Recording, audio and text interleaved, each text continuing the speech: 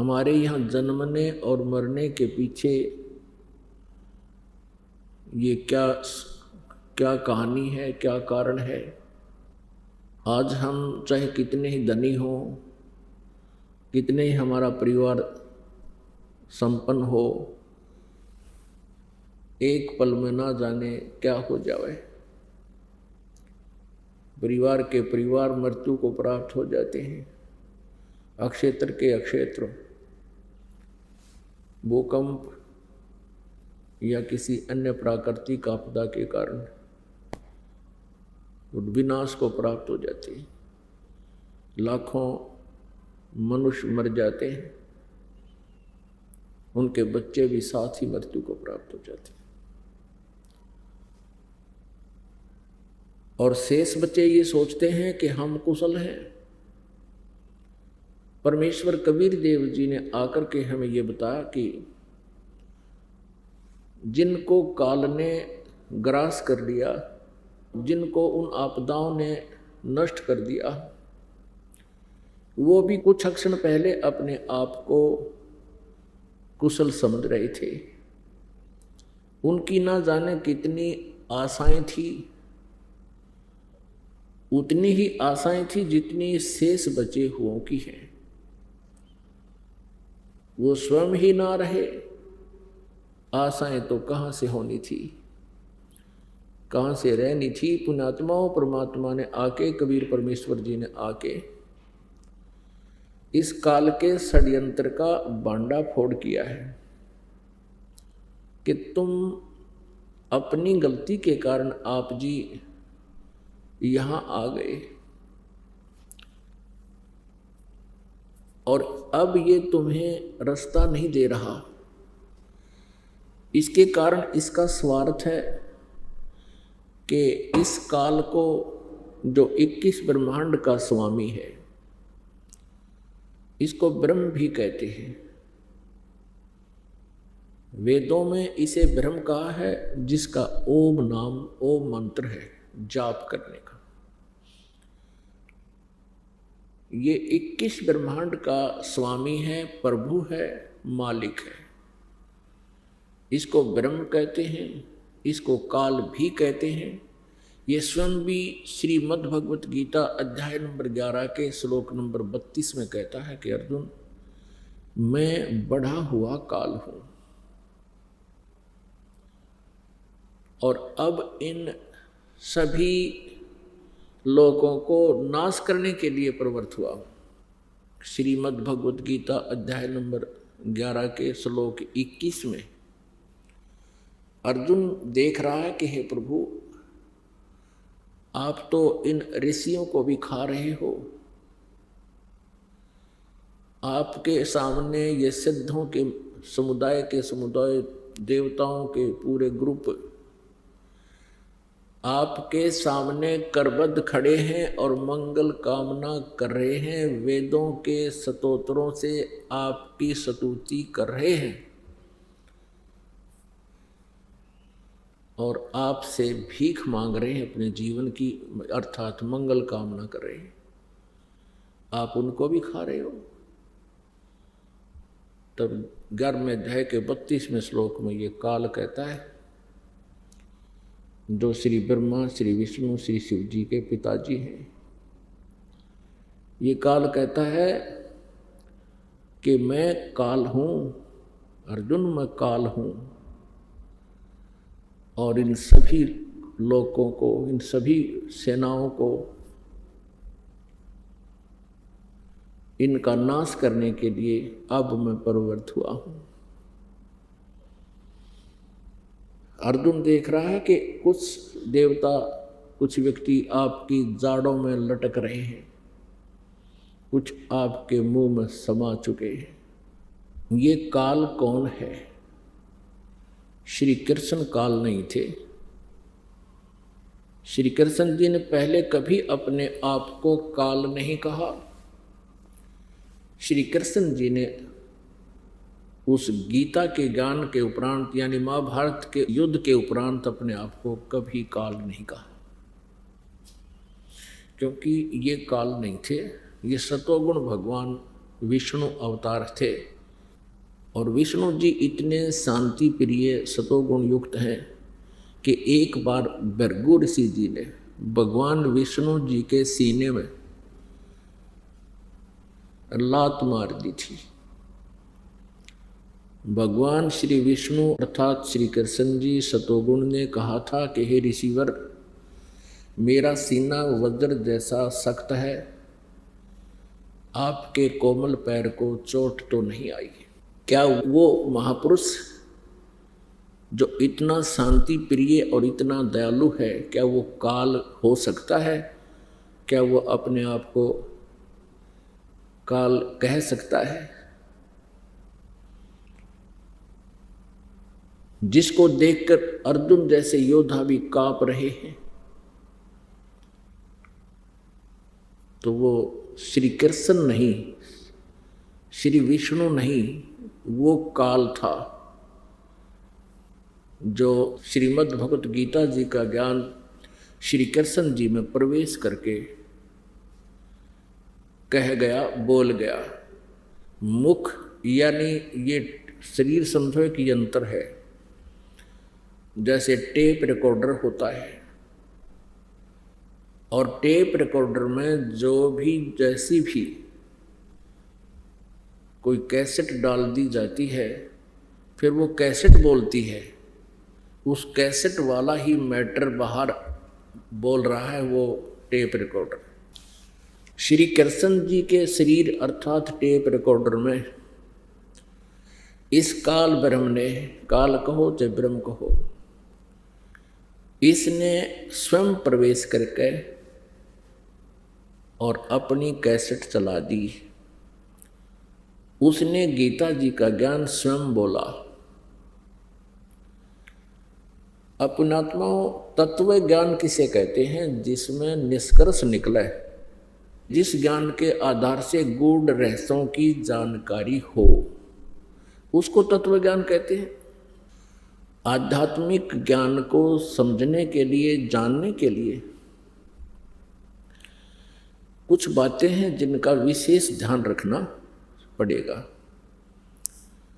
जैसे हमारे पवित्र सदग्रंथ हैं, पवित्र चारों वेद, ऋग्वेद, यजुर्वेद, सामवेद और अथर्ववेद, और पांचवा वेद है सूक्ष्म वेद, जिसको गीता जी अध्याय नंबर 4 के श्लोक नंबर 32 में सच्चिदानंद घन ब्रह्म की वाणी कहा है, ब्रह्मणे मुखे कहा है।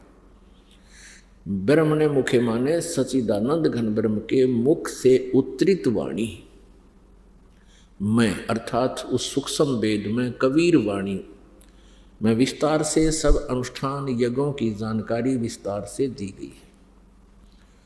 और वो तत्व ज्ञान है। उस ज्ञान को चौथे अध्याय के गीता जी के 34वें श्लोक में कहा है कि उस तत्व ज्ञान को जो सच्चिदानंद घन ब्रह्म की वाणी में विस्तार से कहा गया है, कबीर वाणी में, सूक्ष्म वेद में, उसको तत्वदर्शी संतों के पास जाकर समझे। वह ज्ञान श्रीमद् भगवत गीता जी से भी भिन्न है और वो कंप्लीट है, वो पूर्ण ज्ञान है, जिसको गीता ज्ञान दाता भी नहीं जानता। इसलिए उसने ये कहा है कि उस तत्व ज्ञान को, उस परमात्म ज्ञान को, पूर्ण परमात्मा की जानकारी को तत्वदर्शी संतों से पूछो। वो तत्व ज्ञान सूक्ष्म वेद और पवित्र 18 पुराण,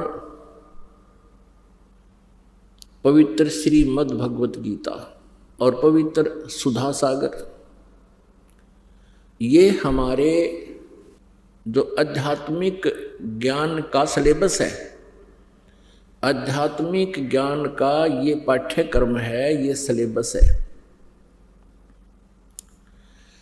और कोई भी आचार्य, गुरु, महामंडलेश्वर जी यदि हमारे सिलेबस के आधार से, यानी हमारे पवित्र सदग्रंथों में वर्णित ज्ञान को हमें बता रहा है, तो वो ज्ञान है सही।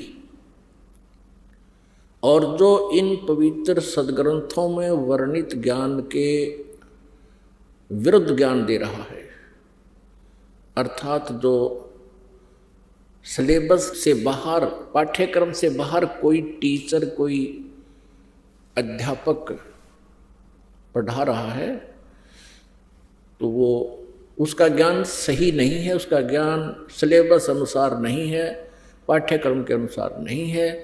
तो ऐसे ही जो आध्यात्मिक टीचर हैं, आध्यात्मिक गुरु हैं, आचार्य हैं, यदि वो हमारे सदग्रंथों में वर्णित उल्लेख के आधार से वो अपना ज्ञान सुना रहे हैं, जनता को प्रवचन कर रहे हैं, तो वो ज्ञान सही है, वो अध्यापक सही है। वो क्योंकि ये जो आध्यात्मिक गुरु हैं ये भी टीचर होते हैं, ये आध्यात्मिक टीचर हैं। और हमारा सिलेबस है ये पवित्र सदग्रंथ, इनमें वर्णित विधि और ज्ञान को जो टीचर अर्थात जो आचार्य गुरु हमें बता रहा है तो वो टीचर सही है, वो आचार्य है। और जो हमारे सदग्रंथों के विपरीत ज्ञान दे रहा है उसको लोक वेद कहते हैं। वो लोक वेद मीन उसका सेल्फ मेड दंत कथा, तो वो ज्ञान निराधार होता है। और जिस प्रकार विद्यार्थियों का नाशक होता है वो टीचर, जो सिलेबस से बाहर का ज्ञान उनके अंदर फीड कर रहा है, ठीक इसी प्रकार वो आचार्य आध्यात्मिक टीचर, आचार्य गुरु, वो शत्रु है उस मानव समाज का, श्रद्धालुओं का, जो उसके ऊपर आश्रित हैं और वो सदग्रंथों के विपरीत ज्ञान दे रहा है। और सदग्रंथों में वर्णित, शास्त्रों में वर्णित विधि से विपरीत भक्ति विधि बता रहा है, मनमाना आचरण करा रहा है, वो टीचर ठीक नहीं, वो आचार्य ठीक नहीं,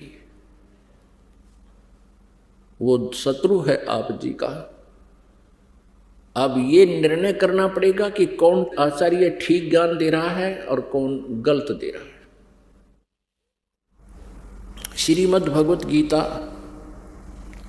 अध्याय नंबर 16 के श्लोक नंबर 23 और 24 में स्पष्ट किया है गीता ज्ञानदाता ने कि जो शास्त्र विधि को त्याग कर मनमाना आचरण करते हैं उनको न तो सुख होता है, न उनकी गति होती है, और न ही कोई सिद्धि को वो प्राप्त होते हैं, अर्थात व्यर्थ। इससे तेरे लिए 24वें श्लोक में 16 में जाएगी गीता जी। श्रीमद् भगवत गीता अध्याय 16 के श्लोक 24 में तुरंत कहा है, इससे तेरे लिए अर्जुन कर्तव्य और अकर्तव्य की व्यवस्था में कौन सी साधना करनी चाहिए, कौन सी त्याग देनी चाहिए, नहीं करनी चाहिए, उनके लिए शास्त्र ही प्रमाण है। बात खत्म होगी। जो आचार्य या जो श्रद्धालु श्रीमद् भगवत गीता जी को सही मानता है, शिरोधार्य मानता है और इसके पाठ्यक्रम में विश्वास रखता है, और जो आचार्य अपने शिष्यों को, अनुयायियों को ये राय देता है कि गीता जी का नित्य पाठ अवश्य करना चाहिए, तो फिर वो अगर गीता जी के विरुद्ध साधनाएं बता रहा है और गीता जी के विरुद्ध वो ज्ञान दे रहा है तो वो अज्ञानी आचार्य है, वो तत्व ज्ञानहीन है, वो आध्यात्मिक ज्ञानहीन अज्ञानी है। कोई प्रश्न करते हैं किनको? हिंदू धर्म के आचार्यों गुरुओं को। उनसे पूछते हैं कि क्या ब्रह्मा विष्णु महेश जी की मृत्यु होती है? क्या ये जन्मते मरते हैं? तो उत्तर देते हैं कि ये कभी जन्मते मरते नहीं। फिर प्रश्न किया जाता है क्या ब्रह्मा जी, विष्णु जी, शिव जी के माता पिता हैं? वो कहते हैं जब इनका जन्म मृत्यु होता ही नहीं, माता पिता का प्रश्न ही नहीं। यदि ये उत्तर कोई आचार्य देता है या कोई गुरु देता है वो अज्ञानी व्यक्ति है, वो लोक वेद सुना रहा है, वो दंत कथा सुना रहा है, और इन भोली श्रद्धालुओं को, इन विश्वासियों को, या जो उस पर विश्वास किए बैठे हैं उसको, उस अज्ञानी को और संत आचार्य मान कर बैठे हैं, उनका जीवन नाशक है। ईसा मसीह जी ने कहा था जनता को, श्रद्धालुओं को, कि तुम जिनको गुरु मानते हो वो गुरु नहीं है, उनके पास आध्यात्मिक ज्ञान नहीं है। वो तुमसे इतना मीठा बोलते हैं, तुम उनको एक नेक व्यक्ति मानते हो, लेकिन वो तुम्हारे जीवन के खाने वाले राक्षस हैं। जैसे तुम उनको भेड़ मानते हो, वो भेड़ के रूप में भेड़िया है। और इसी बात का दुख माना था उन दुष्ट नकली गुरुओं ने, और उस महापुरुष को मौत के घाट पहुंचवा दिया, जनता को सत्य से परिचित नहीं होने दिया। अब वो तो 2000 वर्ष पहले की बातें हैं। अब समाज शिक्षित है, इन नकलियों की दाल अब गलेगी नहीं। सदग्रंथ हमारे पास हैं, और सदग्रंथों में हम इन तथ्यों को जब देखेंगे, फिर उन नकली गुरुओं को धिक्कार देंगे कि जुबान बंद कर लो, बस बहुत हो लिया तुम्हारा। अभी तक इन श्रद्धालुओं को अपने ही सदग्रंथों की जानकारी नहीं है। किसी भी पवित्र धर्म के श्रद्धालुओं को अपने धर्म के सदग्रंथों की जानकारी नहीं है। वो हमें क्या संदेश दे रहे हैं? उनके गुरुओं ने जो भी लोक वेद सुनाया है, उसको उन्होंने शास्त्र वाला ज्ञान मानकर सिरोधार्य कर रखा है। वो बिल्कुल व्यर्थ है। अब प्रसंग चल रहा है कि ये जो काल कौन है, और ब्रह्मा विष्णु महेश की क्या जन्म मृत्यु होती है। अब ब्रह्मा जी, श्री विष्णु जी, श्री शिव जी की जानकारी हमें उनकी जीवनी से हुई है, और इन महापुरुषों की जीवनी कहाँ वर्णित है? पुराणों में। जितने भी पवित्र हिंदू धर्म के आचार्य गुरु हुए हैं, वो यही कहते हैं कि शिव पुराण में ऐसा लिखा है, विष्णु पुराण में ऐसा लिखा है, और ब्रह्मा पुराण में ऐसा लिखा है, श्री देवी पुराण में ऐसा लिखा है, और श्रीमद् भगवद गीता में ऐसा लिखा है, और पवित्र वेदों में ऐसा लिखा है। तो उनके इस वक्तव्य को हमने सच्चा माना, क्योंकि ये संस्कृत जानते हैं, सभी सदग्रंथ संस्कृत में लिपिबद्ध है। तो भोले श्रद्धालुओं ने उन अज्ञानियों के वक्तव्यों को शास्त्र अनुकूल मानकर सिरोधार्य कर रखा है। अब परमेश्वर पूर्ण ब्रह्म कबीर देव जी, सारी सृष्टि के रचनहार ने स्वयं आकर के इस काल के जाल का भांडा फोड़ किया। इसने जो जुल्म अत्याचार हमारे ऊपर कर रखे हैं, उस परमेश्वर ने स्वयं आकर हमें बताया। 600 वर्ष पहले परमेश्वर कबीर देव जी ने यही ज्ञान दिया था जो आज पवित्र पुराणों में, पवित्र वेदों में, पवित्र श्रीमद् भगवद गीता जी में आज वर्णित पाया, उनके अंदर लिखा पाया। और उस समय के ये नकली गुरु आचार्य ये कहा करते थे, कबीर जी तो जुलाहा है और शूद्र जाति से संबंध रखता है, इसको किसी ब्राह्मण ने शिक्षा नहीं दी, ये सदग्रंथों के बारे में क्या जाने, ये झूठ बोल रहा है। परमेश्वर 600 वर्ष पहले कहा करते थे कि ब्रह्मा विष्णु महेश जी ये नासवान हैं, इनकी जन्म मृत्यु होती है, ये अविनाशी नहीं है, ये कंप्लीट गॉड नहीं है, ये अखिल ब्रह्मांड के नायक नहीं है, ये पूर्ण परमात्मा नहीं है। और इनकी साधना करने वाले संकटों से मुक्त नहीं हो सकते।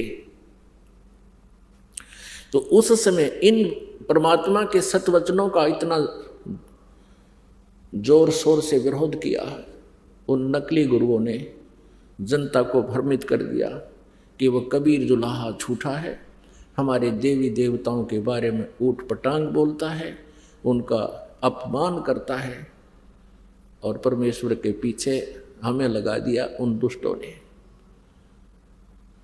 हमें भी पाप का भागी बनाया और आप भी घोर पाप के भागी बने।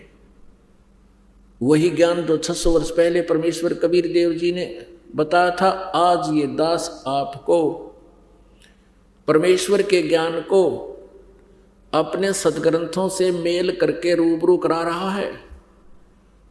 और पुण्यात्मा जो अच्छी आत्मा है, बुद्धिमान है, वो तुरंत इसको समझ रहे हैं और इन नकली गुरुओं के जो है उद्देश्य से भी परिचित हो रहे हैं कि ये क्या चाहते हैं।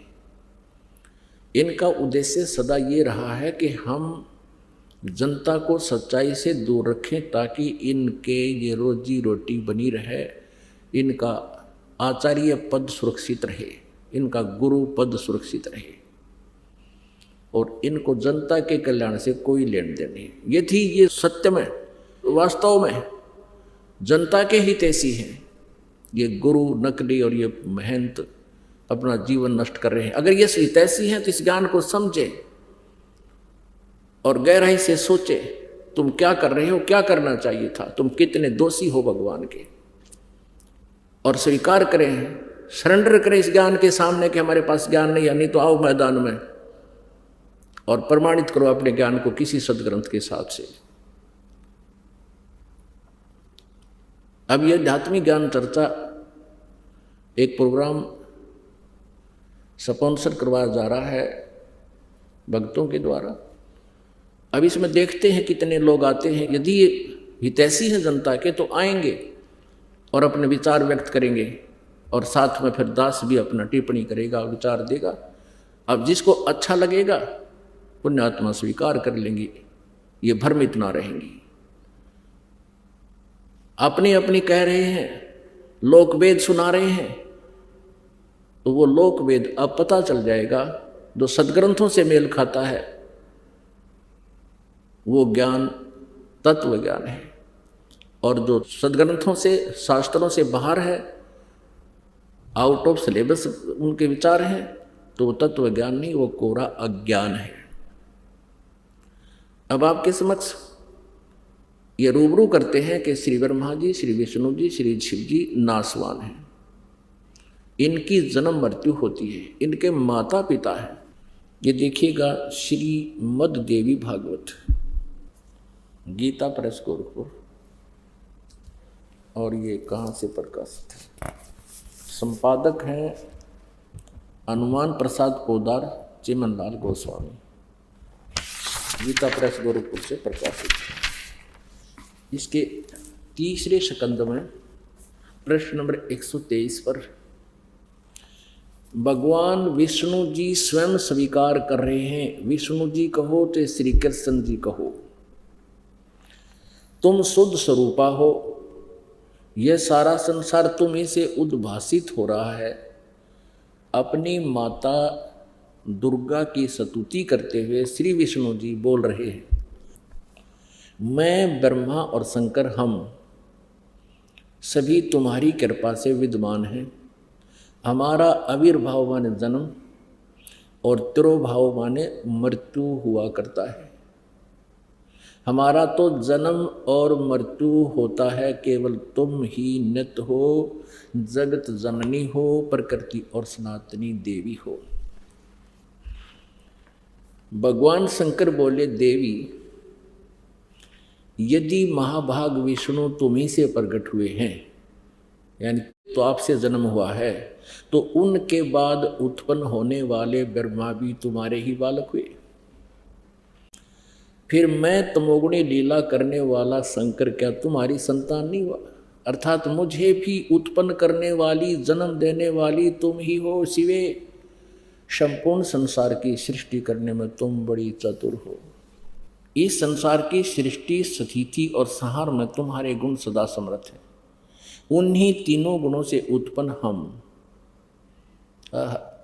यानी रजगुण ब्रह्मा, सतगुण विष्णु, तम गुण शिव जी, तीनों गुणों से उत्पन्न हम ब्रह्मा विष्णु एवं शंकर नियमानुसार कार्य में तत्पर रहते हैं।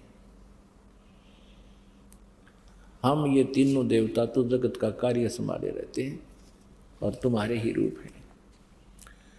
अपनात्माओं, इस पवित्र श्रीमद् देवी भागवत अर्थात शक्ति पुराण ने, दुर्गा पुराण ने 4 कंसेप्ट क्लियर कर दिए इस थोड़े से पवित्र उल्लेख ने। एक तो ये सिद्ध कर दिया कि श्री ब्रह्मा जी, श्री विष्णु जी, श्री शिव जी की जन्म मृत्यु होती है, ये अविनाशी नहीं है। दूसरा ये कंसेप्ट सिद्ध कर दिया कि ये दुर्गा इनकी माता है। दूसरा कंसेप्ट ये क्लियर हो गया कि दुर्गा श्री ब्रह्मा जी, श्री विष्णु जी, श्री शिव जी की जन्मदात्री है।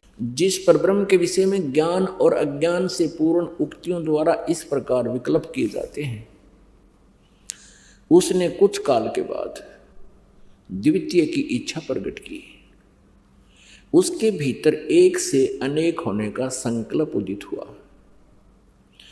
तब उस निराकार परमात्मा ने अपनी लीला शक्ति से अपने लिए मूर्ति की कल्पना की। जो मूर्ति रहित परम ब्रह्म है, उसकी मूर्ति भगवान सदाशिव है। अर्वाचीन और प्राचीन विद्वान उन्हीं को ईश्वर कहते हैं। उस समय एकाकी रहकर स्वेच्छानुसार विहार करने वाले उन सदाशिव ने अपने विग्रह से स्वयं ही एक स्वरूप भूता शक्ति की सृष्टि की। अपनात्माओं, यह सदाशिव कौन है जो निराकार से साकार हुआ कह रहे हैं? ये काल है, इसको ब्रह्म भी कहते हैं। उस समय एकाकी रहकर सब इच्छानुसार विहार करने वाले उन सदाशिव ने अपने विग्रह से स्वयं ही एक स्वरूप भूता शक्ति की सृष्टि की, जो उनके अपने श्री अंग से कभी अलग होने वाली नहीं थी। उस पराशक्ति को प्रधान प्रकृति गुणवती माया, ये दुर्गा के बारे में कहा जा रहा है। बुद्धि तत्व की जननी और विकार रहित बताया गया है। वह शक्ति अंबिका कही गई है, जो इस काल के शरीर से निकली थी, उसका वर्णन है। उसी को प्रकृति, ये याद रखना, प्रकृति भी दुर्गा को कहते हैं। और वो प्रकृति अलग है, जो 5 तत्व और 3 गुण वाली, वो अलग है। ये प्रकृति दुर्गा के विषय में कहा है। उसी को प्रकृति सर्वेश्वरी और त्रिदेव जननी, श्री ब्रह्मा जी, श्री विष्णु जी, श्री शिव जी की माता, उसके जन्म देने वाली कहा गया है। नित्य और मूल कारण भी कहते हैं। सदाशिव द्वारा प्रकट की गई उस शक्ति के 8 भुजाएं हैं। नाना प्रकार के आभूषण उसके श्री अंगों की शोभा बढ़ाते हैं। स्पष्ट हो गया, दुर्गा के विषय में जानकारी है। वह देवी नाना प्रकार की गतियों से संपन्न है और अनेक प्रकार के अस्त्र शस्त्र धारण करती है। इसको प्रकृति भी कहते हैं, ये ध्यान रखना। और यही त्रिदेव जननी है। श्री ब्रह्मा, श्री विष्णु, श्री शिव जी की माँ है, जन्मदात्री है।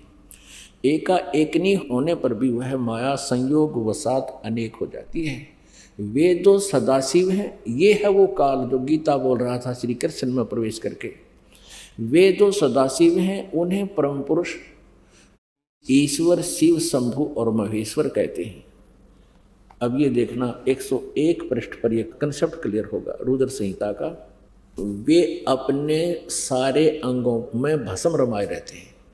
उन काल रूपी ब्रह्म ने, स्पष्ट हो गया, काल रूपी ब्रह्म, इसको काल कहो ते ब्रह्म कहो, काल रूपी ब्रह्म कहो। एक ही समय शक्ति के साथ, यानी दुर्गा के साथ, जो नाथ नहीं है, दुर्गा के साथ शिवलोक नामक अक्षेत्र का निर्माण किया था। उस उत्तम अक्षेत्र को काशी कहते हैं। वह परम निर्वाण व मोक्ष का स्थान है, जो सबके ऊपर विराजमान है। वे प्रिया और प्रियतम रूप शक्ति और शिव दुर्गा और ये काल है, काल रूपी ब्रह्म, यानी प्रिया प्रियतम पति पत्नी रूप में जो परम पद स्वरूप है उस मनोरम क्षेत्र में नित्य निवास करते हैं। यहां देखिएगा, देवर से एक समय उस आनंद वन में रमण करते हुए शिवा और शिव के मन में यह इच्छा हुई कि किसी दूसरे पुरुष की भी सृष्टि करनी चाहिए, यानी एक पुत्र को जन्म देना चाहिए जिस पर यह सृष्टि संचालन का महान भार रखकर हम दोनों केवल काशी में रहकर इच्छा अनुसार वितरे और निर्वाण धारण करें। यहां देखना, ऐसे निश्चय करके शक्ति सहित सर्वव्यापी परमेश्वर शिव ने अपने वाम भाग के 10वें अंग पर अमृत मल दिया, यानी पति पत्नी व्यवहार किया दुर्गा और काल ने। फिर तो वहां से एक पुरुष प्रगट हुआ, एक पुत्र की उत्पत्ति हुई, एक लड़का उत्पन्न हुआ। अब 102 पृष्ठ पर देखिएगा,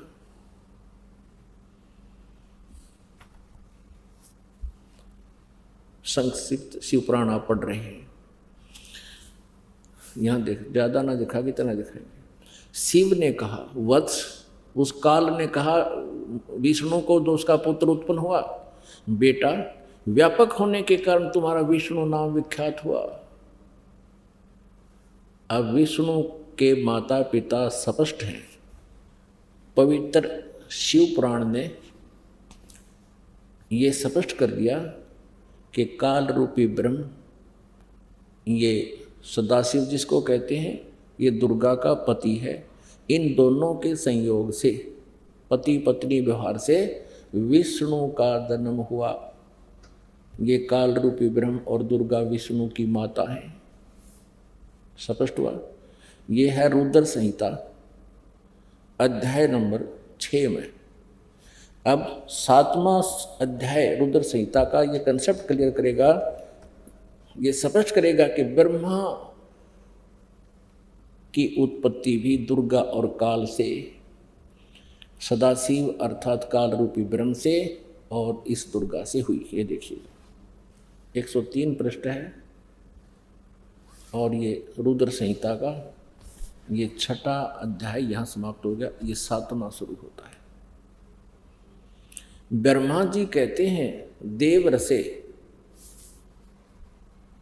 तत्पश्चात कल्याणकारी परमेश्वर सांब सदाशिव ने पूर्ववत प्रयत्न करके जैसे विष्णु की उत्पत्ति हुई है, मुझे अपने दाहिने अंग से उत्पन्न कर दिया। अब ये स्पष्ट हो गया कि काल रूपी ब्रह्म अर्थात सदाशिव जिसको कहते हैं, उससे और दुर्गा से श्री विष्णु जी और श्री ब्रह्मा जी का जन्म हुआ। अब श्री विष्णु जी और श्री ब्रह्मा जी के माता पिता ये काल रूपी ब्रह्म और ये दुर्गा देवी है। ये हमारे सद्ग्रंथ बता रहे हैं और इनकी जीवनी बता रही है। आज तक जो भी ये नकली गुरु आचार्य कह रहे हैं, इनके कोई माता पिता नहीं, अजरो अमर हैं, वो नकली हैं, उनसे बचो, उनके पास कोई ज्ञान नहीं है। और अपने सद्ग्रंथों को स्वयं पहचानो और इस दास के पास आओ, अपना कल्याण करवाओ। बहुत योग बीत गए यहाँ इस धोखे में अपना जीवन नष्ट करते हुए।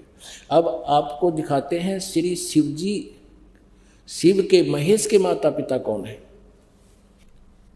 अब इसी रुद्र संहिता के प्रश्न नंबर 110 पर अर्थात अध्याय 9 के लास्ट में अब आपको कल दिखाते हैं कि ये श्री ब्रह्मा जी, श्री विष्णु और श्री महेश अर्थात रुद्र से ये काल रूपी ब्रह्म, ये सदाशिव इनसे भिन्न है। यहाँ पर ये अनुवाद करता, क्योंकि ये केवल हिंदी में अनुवादित है, मूल संस्कृत अलग पुस्तक में लिखी है। तो ये विचलित हो गया कि शिवजी से शिवजी की उत्पत्ति कैसे लिखूं, मेरा मजाक हो जाएगा। इनको ज्ञान तो था नहीं, फिर भी कहते हैं सच्चाई नहीं छुपती। चोर चुरावे तुंबड़ी और गड्ढे पानी में, वो गड्ढे वह ऊपर आवे। इनो सच्चाई छनी रहा। इन तत्वज्ञानहीन अनुवादकर्ताओं ने, ऋषि आचार्यों ने सदग्रंथों के अनुवादों में बहुत फेरबदल अनर्थ कर दिया, लेकिन फिर भी ये सच्चाई को छुपा नहीं सके। ये श्री ब्रह्मा जी, श्री विष्णु जी, श्री शिव जी को अजरो अमर मानकर लोक वेद के आधार से इन पवित्र सदग्रंथों का अनुवाद करने लगे। जो श्री शिव जी के परम भक्त आचार्य थे, उन्होंने शिव पुराण का अनुवाद करना शुरू किया। तो उन्होंने कोशिश की कि श्री शिव जी को तो कम से कम हम नायक सिद्ध कर सके तमोगुण शिव को, लेकिन नहीं कर सके। अब देखिएगा, ये रुद्र संहिता अध्याय 9 के लास्ट में श्री शिव पुराण में गीता प्रेस गोरखपुर से प्रकाशित है, वही पुस्तक चल रही है। रुद्र संहिता संक्षिप्त शिव पुराण पृष्ठ 110 पर इस प्रकार ब्रह्मा, विष्णु और रुद्र इन 3 देवताओं में गुण है, परंतु शिव गुणातीत माने गए।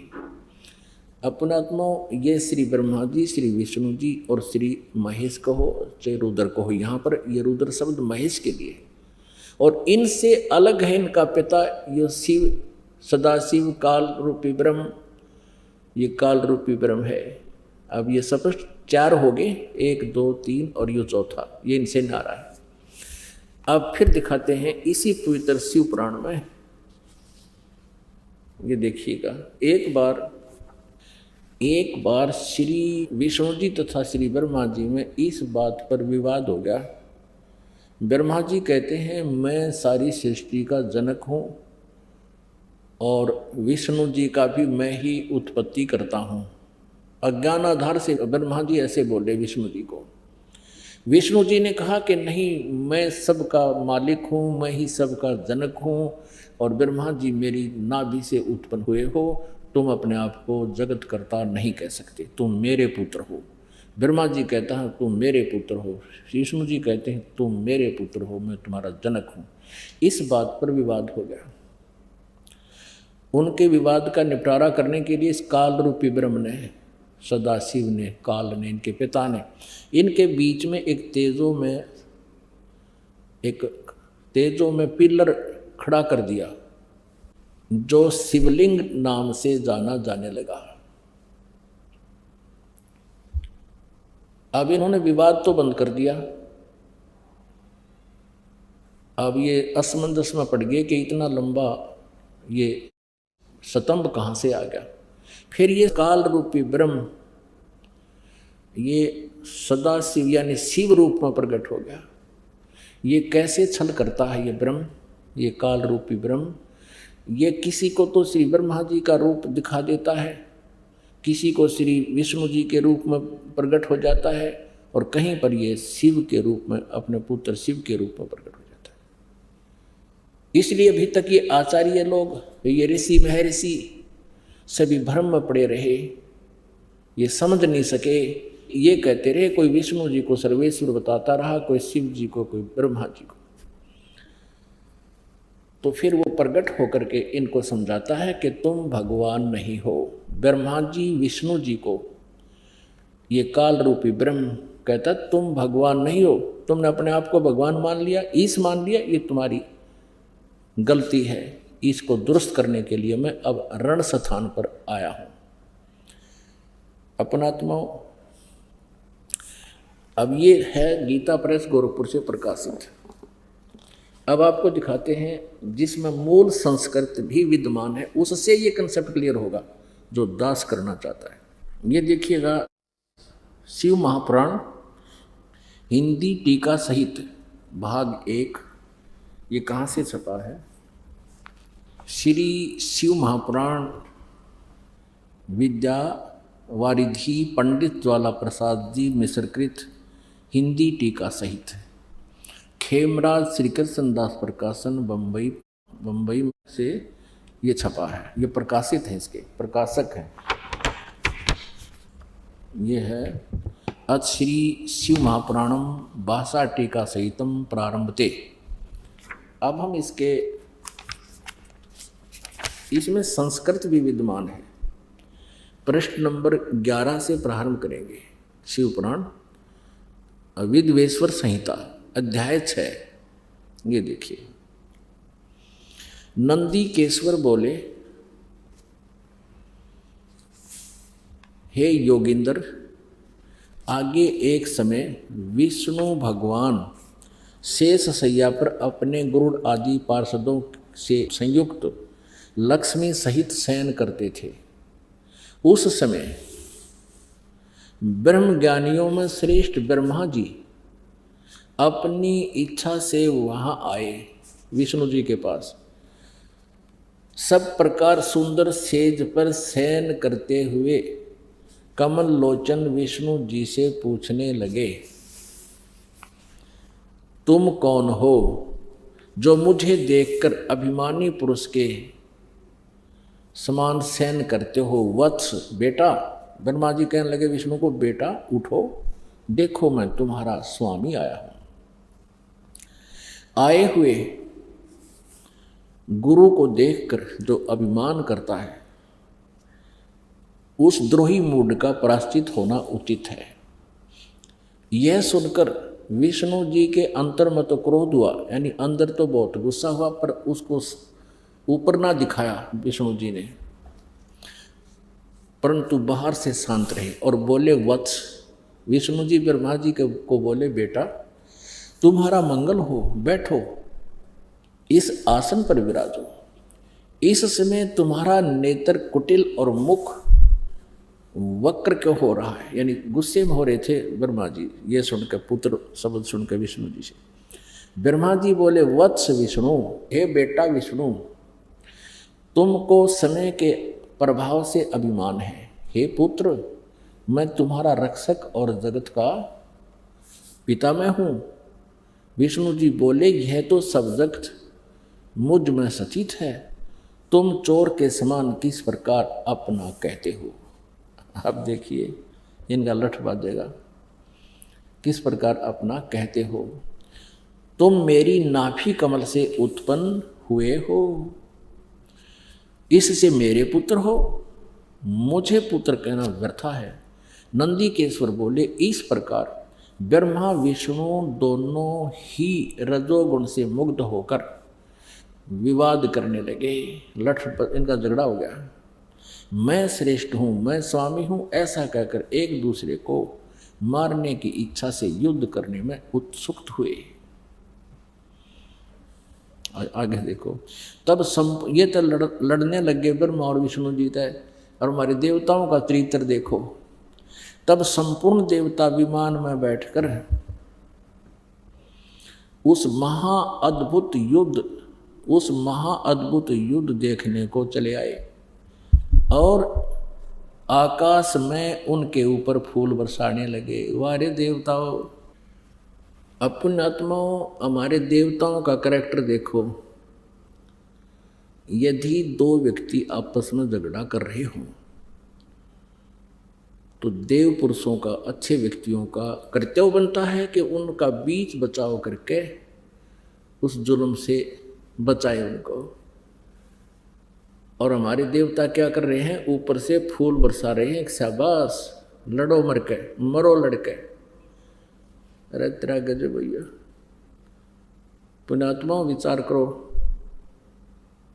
हम किसको क्या समझ रहे थे? परमेश्वर स्वयं आए थे, कबीर देव जी, उनके ज्ञान को जो आज दास उजागर कर रहा है।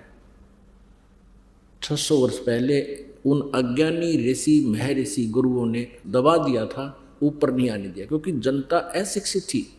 अब परमात्मा ने दया बख्शी अपने बच्चों को शिक्षित किया, और फिर इस सदग्रंथों के गुण रहस्य को आपके समक्ष रूबरू इस दास से करवाया।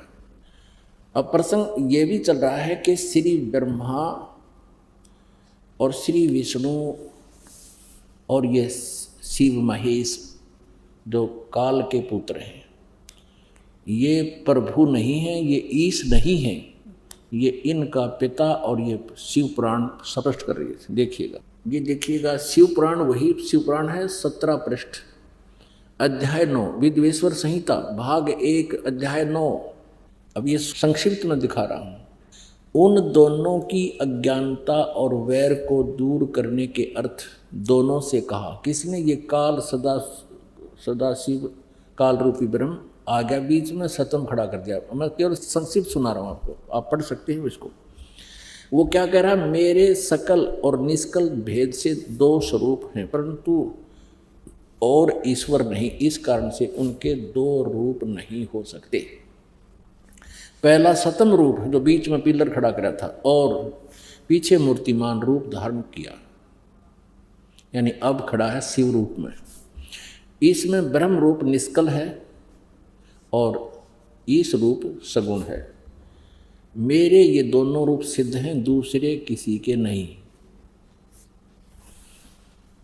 हो सकते। इस कारण तुम दोनों ने ब्रह्मा और विष्णु जी से कह रहे हैं, उनके पिता काल अथवा दूसरों को, तुम दोनों को अथवा दूसरों को ईश्वर तव की प्राप्ति नहीं हो सकती।